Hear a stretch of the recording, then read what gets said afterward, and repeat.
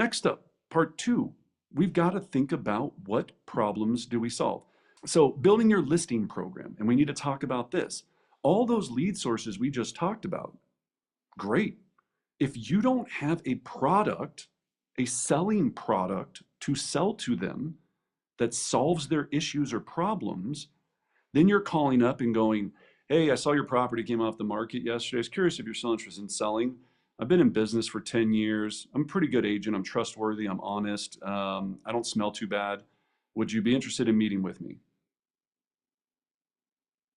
It's very hard to sell yourself because everyone else is saying the same thing.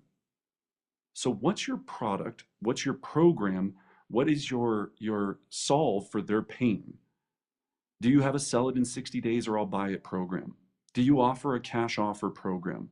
Do you offer a sold in 65 program where we sell your home with Colorado's most innovative home selling program in 65 hours or less with no open houses, no one-off showings for over asking price, or excuse me, or for record setting price per square foot in your area, right?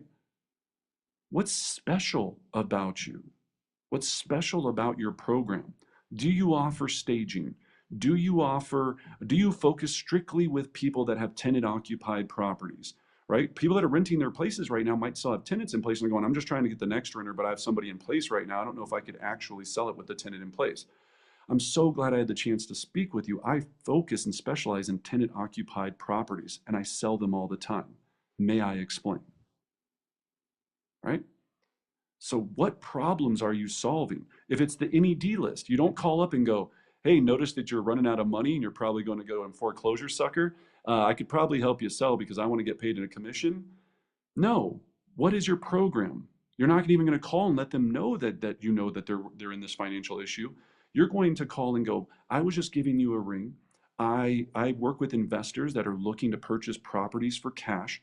I would love to take a look at your property and see if there's any way that I could possibly help you. Is nights or weekends better? Now, we're going to be talking through these conversations in these conversations books, but it doesn't matter when you really think about it. You've got to get clear on how many appointments, where am I going to get those appointments from, and what is the offering or program I'm going to build to make sure that I have value for those people. Again, does some of this take a little time and setup? And do you have to Google and research things and talk to other people that are offering? I mean, I guarantee you, if you type into Google right now, sell your home in 60 days or I'll buy it, you'll have 10 agents on there that are doing it across the country, 100, and they're all happy to talk to you about their program as long as you're not competing in their market. They love to talk. We have huge egos as real estate professionals. We want to talk about why we're so good and why you should do it. And I'll be like, here's my documents, here's my stuff, here's my whatever, right? All these people are happy to help, but are you going and seeking the information you need to build the program that you need to have to get the amount of deals that you want to close? Okay, so what problems do you solve is critically important. Next up, know exactly what to say and how to say it, right? This is the third part of the framework. Can't stress this enough. We have to be really clear on we've got to follow a model. So we have our conversation book. There's about 10 different sales conversation books out there. I've seen everything from Keller Williams. We've used theirs and built it on all of these different things. There's different coaching companies that have it. There's all kind of different styles.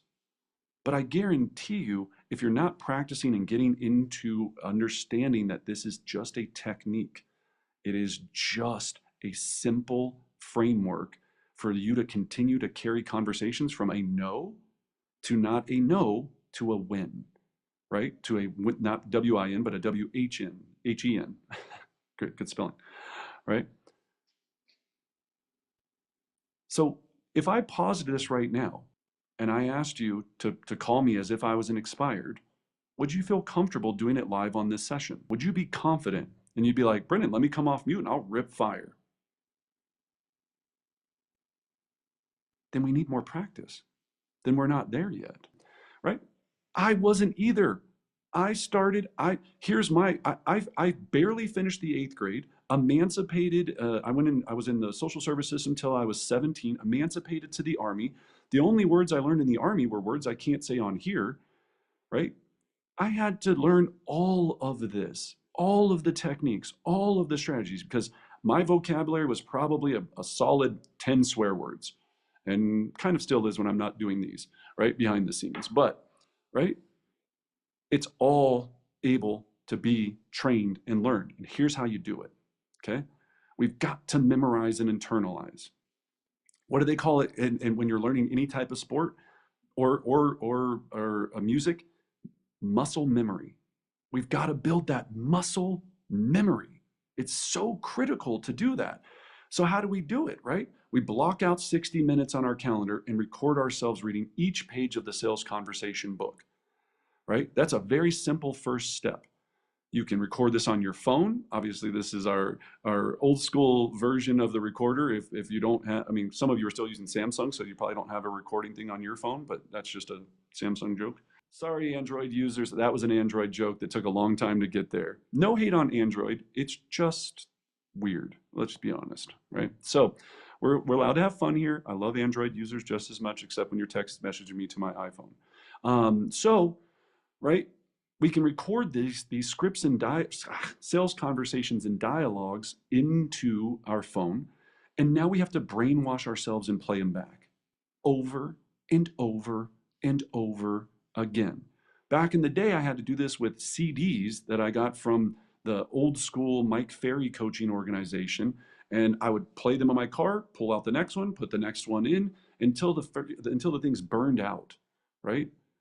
Now, we also on our podcast have our 50 most common objections recorded. So that's Real Talk with Brendan Bartic. You can play that and hear the 50 most common objections you're ever going to hear on the phone over and over and over again. Okay? But we've got to learn these things. We've got to get reps in. We've got to get reps. Our mouth is our muscle. That's what we're trying to build here. But are you serious about this? Are you serious about stepping your game up? Or you jump off this webinar and you go, yeah, that was intense, but you know what I'm going to do? I'm going to do a couple Popeyes this week. Woohoo! You get paid at the level you practice. You get paid at the level you practice. What does your practice look like daily, weekly, monthly?